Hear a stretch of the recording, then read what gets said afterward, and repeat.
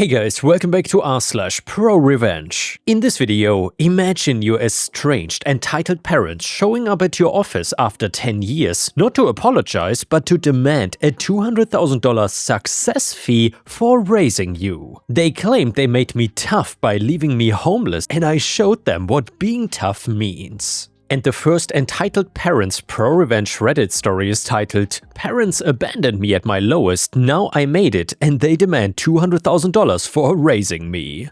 I was always the problem child, not because I was bad or rebellious, but because I had a learning disability that made me struggle in school while my younger sister breezed through with straight A's. In a family obsessed with appearances and academic achievement, I was the embarrassment they tried to hide. My parents never said it directly, but I knew. I saw it in how they would change the subject when their friends asked about me, how they would light up talking about my sister's scholarships while glossing over my technical college applications, how they'd introduce her as our daughter, the honor student, while I was just their other kid. By the time I turned 19, I made peace with being the black sheep. What I didn't expect was for them to actually get rid of me. I came home one afternoon after my shift at a furniture warehouse to find most of our stuff gone. The apartment we had rented for years was nearly empty. Just my bedroom furniture and a few boxes of my things stacked by the door. There was an envelope on the kitchen counter with my name on it. Inside was a short note and enough cash to cover 1 month of rent. The note said that they had paid the landlord through the end of the month and that they were moving to a better opportunity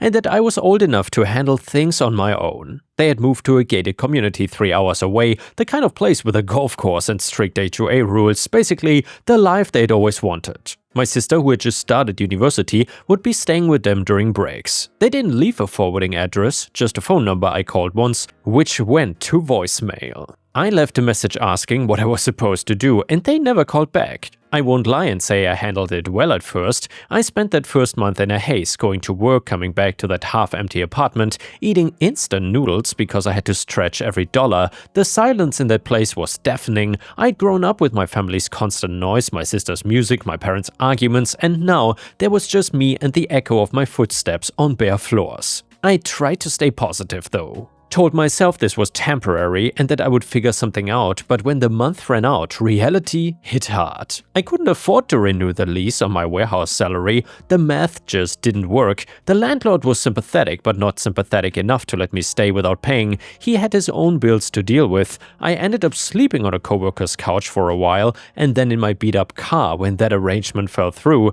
Those first few weeks living in my car were brutal.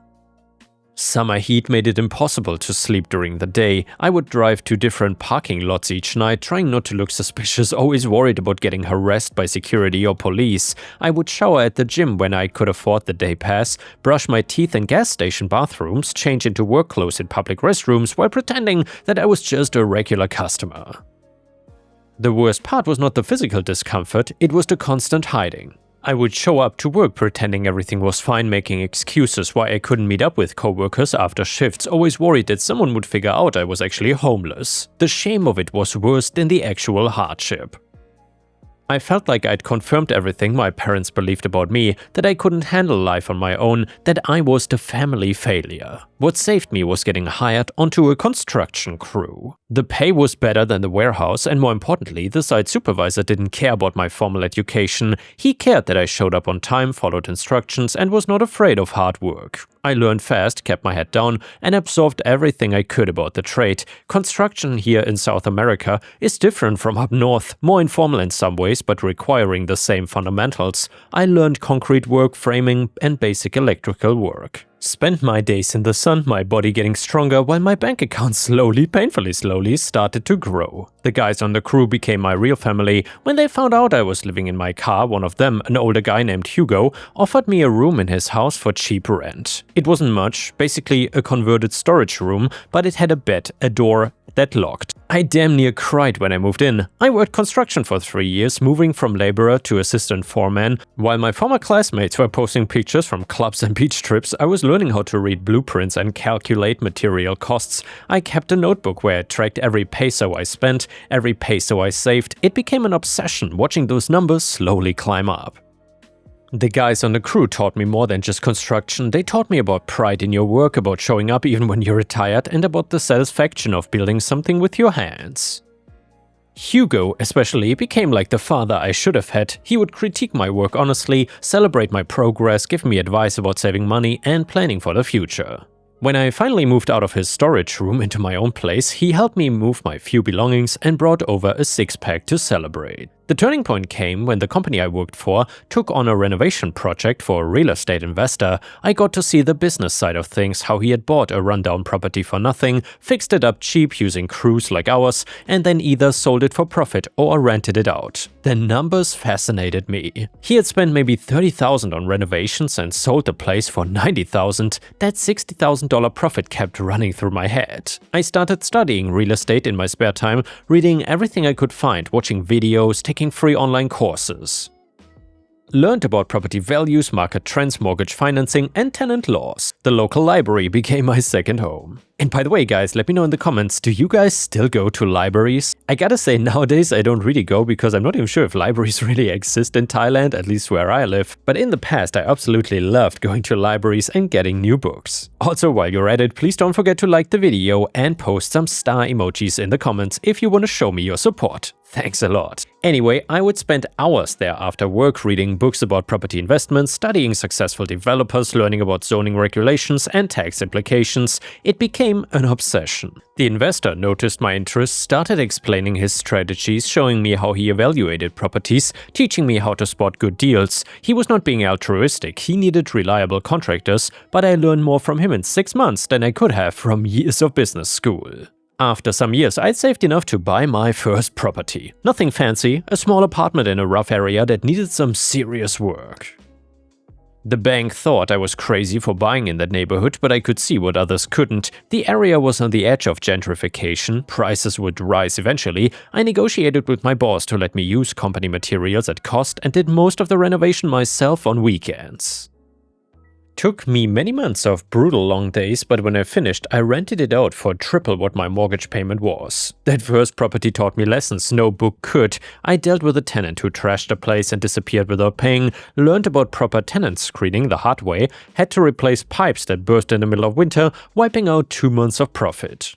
Discovered that being a landlord meant being on call 24 hours, dealing with emergencies at 3 in the morning, but that rental income even after expenses changed everything. It was money I didn't have to work for directly. It was money that came in while I slept, while I worked other jobs, and that is when it clicked. This was the way forward. I bought another property months later, then another, started hiring crews to do the work instead of doing it all myself. I reinvested every peso of profit back into more properties, and my strategy was simple. Buy in developing areas before prices jumped, renovate efficiently, rent at market rate, save the profit, and repeat. At some point I had a small portfolio of rental units generating steady income. The leap from small-time landlord to actual developer happened when I bought my first piece of undeveloped land. It was a gamble, using every dollar I had plus a massive loan, but I could see the potential. The area was growing, new businesses moving in, infrastructure improving. I built a small apartment complex, just 6 units, managing every detail of the construction myself.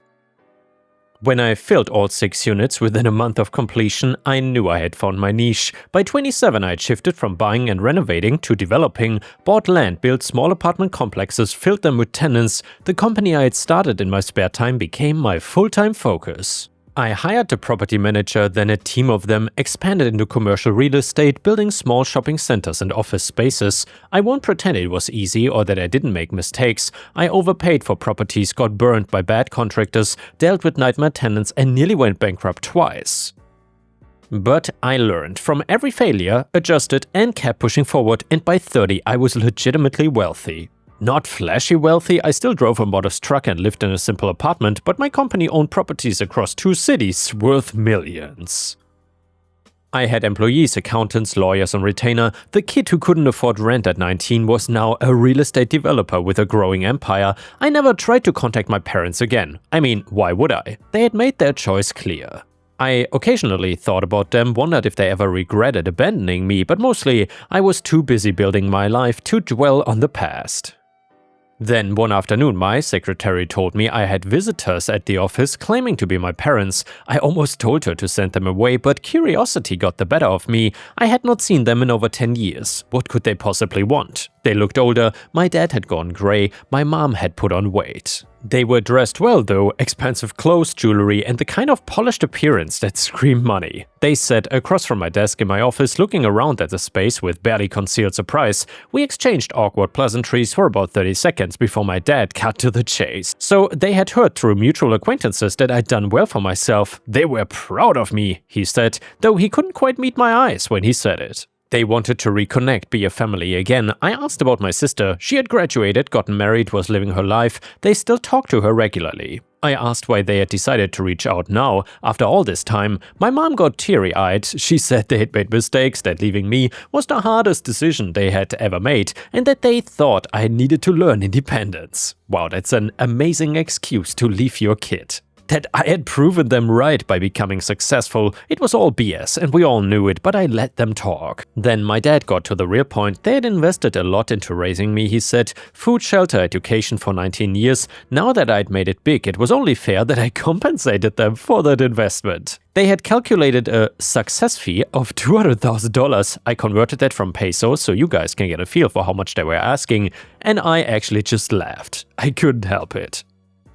The sheer audacity of showing up after abandoning me, pretending it was for my own good and then demanding a six-figure payment was so absurd it was almost impressive. My dad's face went red. He started talking about how I wouldn't have the work ethic to succeed if they had not been tough on me, how I owed them everything. My mom chimed in about the sacrifices they had made, how they had given up so much to raise me. I let them finish their little speech. Then I told them to get the hell out of my office. They didn't take it well though. My dad started yelling about how I was ungrateful, how I'd always been difficult.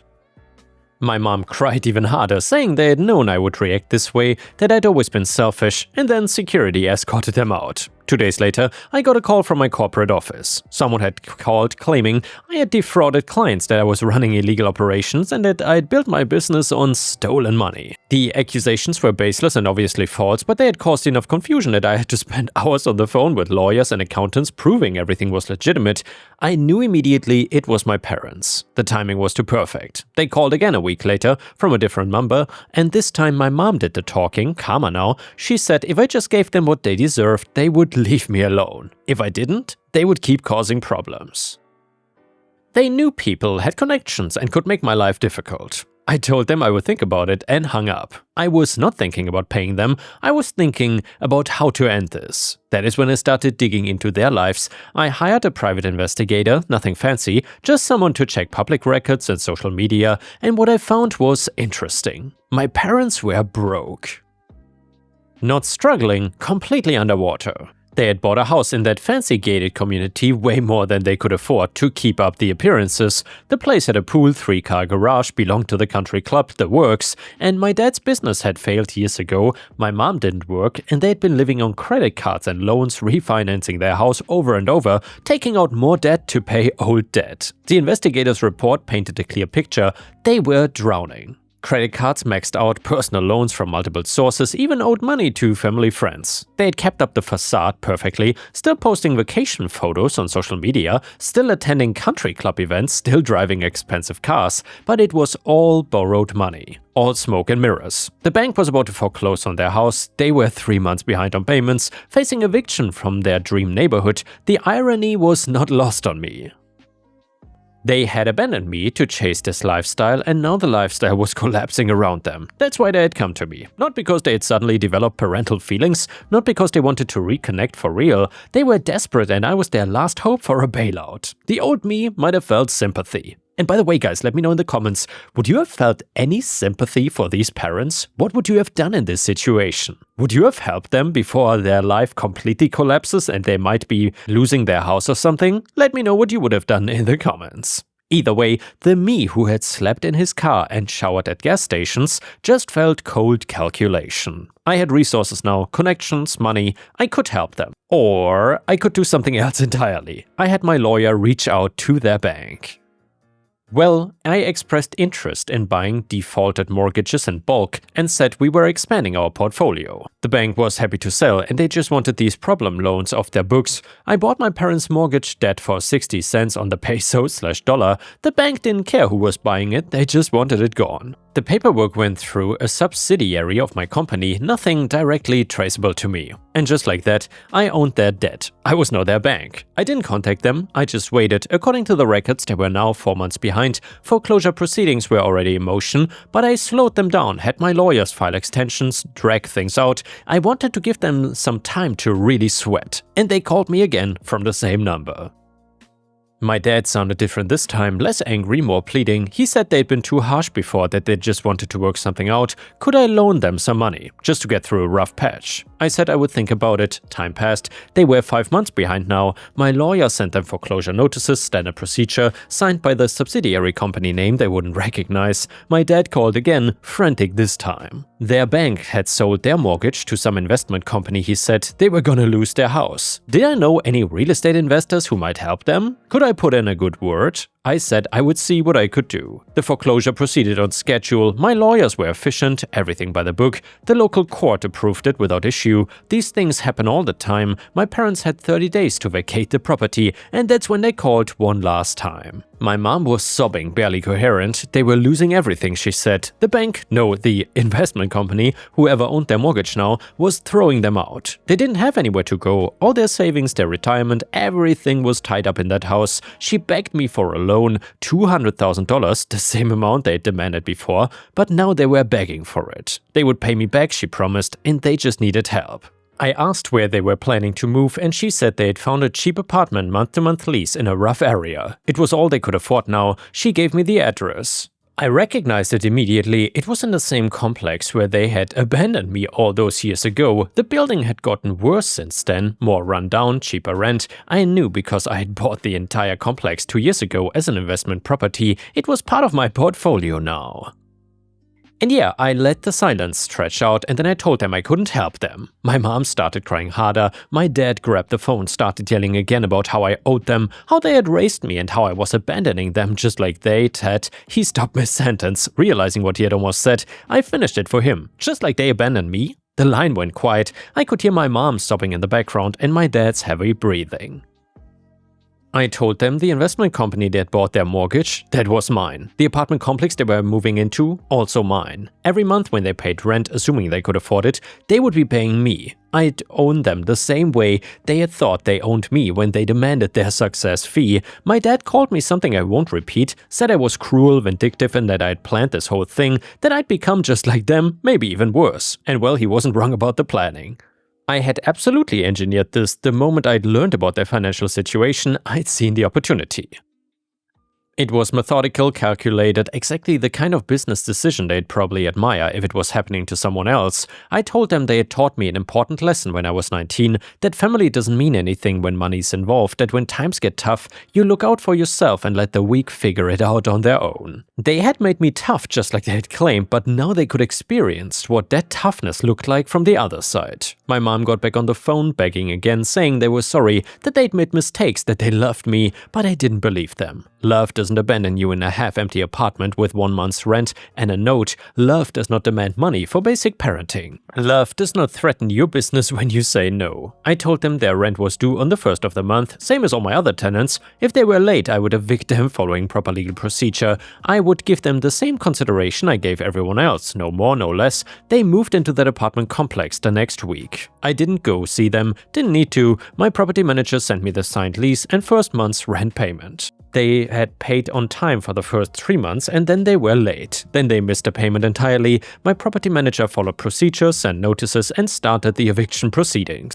I could have stopped it, yeah, could have told my manager to give them another chance, but I didn't. They called one more time before the eviction went through. My dad said they had learned their lesson, that I'd made my point. Could we please work something out? But I told him he was old enough to figure it out on his own. And then I hung up. And yeah, the eviction went through. Last I heard, they had moved in with my sister, who apparently was not thrilled about it, but felt obligated. She called me once, angry, saying I was heartless for doing this to our parents. I reminded her that she had no problem keeping in contact with them while they pretended I didn't exist, and that she had benefited from their support while I was homeless. And that she could have reached out at any time in the past 10 years, but chose not to. She didn't have much to say to that. And yeah guys, let me know in the comments whether you think OP was an a-hole in this story or whether he did the right thing. Thank you so much for your opinion. And now let's read some opinions from Reddit. The first comment said the following: "You're the a-hole, and honestly, you've become exactly what you hated about them. Look, what your parents did was absolutely terrible. Abandoning you at 19 was cruel, and showing up demanding money was delusional. I'm not defending them at all, but dude, you didn't just refuse to help them, you orchestrated their complete financial destruction like some cartoon villain. You actively bought their debt, slowed down foreclosure proceedings to let them sweat, and then became their landlord to control them. That's not justice, that is sadistic. You could have just said no and moved on with your life, but instead you spent time, money and energy making sure they suffered as much as possible. The fact that you admitted you engineered the whole thing proves this was not about protecting yourself, it was about revenge. You wanted them to feel what you felt, and you had the resources to make it happen, so you did. And now they are homeless again, living with your sister who didn't even do anything to you. You've dragged her into this mess too. Your parents were awful, yeah, but that doesn't give you a free pass to be awful back. You became the exact same cold, calculating person who values money over people. Congrats, I guess. You had every right to refuse them, you had every right to go no contact forever, but you did not have the right to systematically destroy them just because you could. That is not strength or justice, that's cruelty with a business plan. The saddest part is that you clearly haven't healed from what they did. A healed person would have sent them away and never thought about them again. But instead, you're still so consumed by what happened that you dedicated months to making them suffer. They still control you, just in a different way. Your success should have been the best revenge. Instead, you proved that deep down you're still that hurt 19-year-old just with more money and power to inflict pain. Comment number 2, not the a-hole, not even a little bit. Everyone in the comments saying you went too far is forgetting what they actually did to you. They didn't just make a mistake, they legit abandoned their 19-year-old son, left him homeless, and then ghosted him for a decade. Do you know how many nights you could have died sleeping in that car? How close you came to giving up completely? They didn't care, and they didn't come back because they missed you or felt guilty. They came back because they wanted money, and they literally calculated a success fee like you were some kind of investment property. When you refused, they tried to destroy your business with false accusations. So these are not parents, these are opportunistic strangers who happen to share your DNA. Also, you didn't orchestrate their destruction like someone else here said. They destroyed themselves with terrible financial decisions and came to you expecting a bailout. All you did was business. You bought distressed debt, completely legal, and you enforced lease agreements, completely standard. If they had done this to any other landlord, the result would have been the same. People are calling you cruel for buying their debt, but let's be real, if you hadn't bought it, someone else would have. And that person would not have given them 3 months of on-time payment before starting eviction proceedings.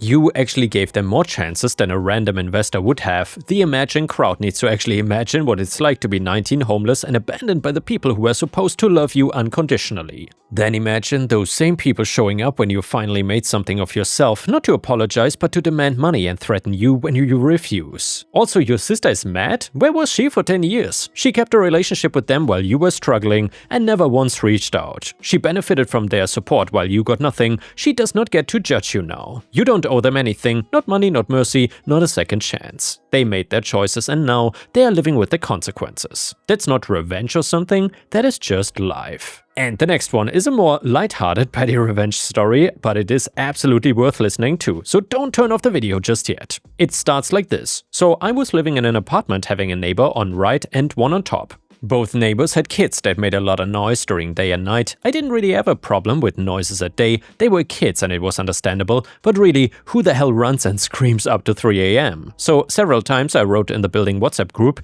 that please keep your children quiet at night, as I and everyone else need to sleep and wake up early. I got no answers, or if I did, it was their parents telling their kids and they will try, but cannot promise anything. Fast forward to my birthday, one of my friends gave me this amazing soundbar, and when I got home I was too excited to hear some music from it. It was like 12 AM and I really was not thinking about any revenge or something, just wanted to try this new soundbar and didn't notice it's too late. I played my rock playlist with a high volume and meanwhile on my PC trying to figure out its features. At around 2:30 AM the same neighbor, top floor, came and knocked on my door. It was then, before opening the door, that I realized what time it is. I opened the door and saw it's him, trying to ask to keep it quiet. Before he started speaking, I told him, sorry, I didn't notice the time, and turned it off. Didn't mention his kids or anything, he appreciated it and went. From that day on, none of those 2 neighbor kids made any noise at night, not a single day. Like their parents had all control over the kids to keep them quiet at night, but didn't feel it was necessary until they felt the other neighbors can also make midnight noises. Only if I knew this earlier, I would have bought the soundbar way earlier.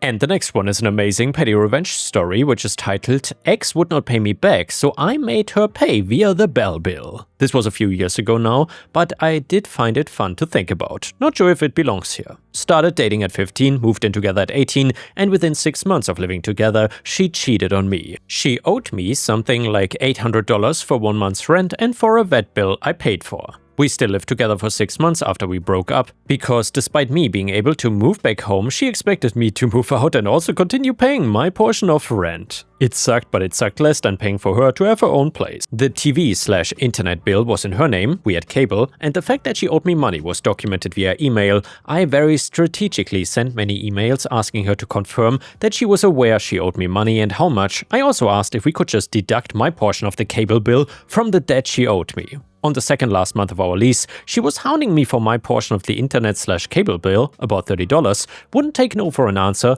and threatened to not pay and have it turned off. Had another roommate in school who needed it, so I paid my part. By this time, she was staying with the man she cheated on me with, so she was not really around ever. Well, for some reason, when she moved out all her stuff, she left the cable box and Wi-Fi router. I guess assuming I was still paying/using it, I brought my own TV to use after her, and her new boyfriend came in one day and took hers without saying anything, while I was actively watching it with a Tinder hookup. That was an awkward night. Added to be more clear, I mean it was her TV, they came in and took it. Like I brought in my own TV after they came to collect her TV, it was just awkward that I was actively watching her TV when they came to get it. Anyway, I knew I was never getting my money back, so I had an idea. Buy every channel that exists, all extras I could, buy it just with the 4-digit PIN. Before this, I emailed her one last time saying something like, just to confirm, my portion of the month's bill will be subtracted from X amount you owe to me, correct? And she agreed. These purchases began a week or two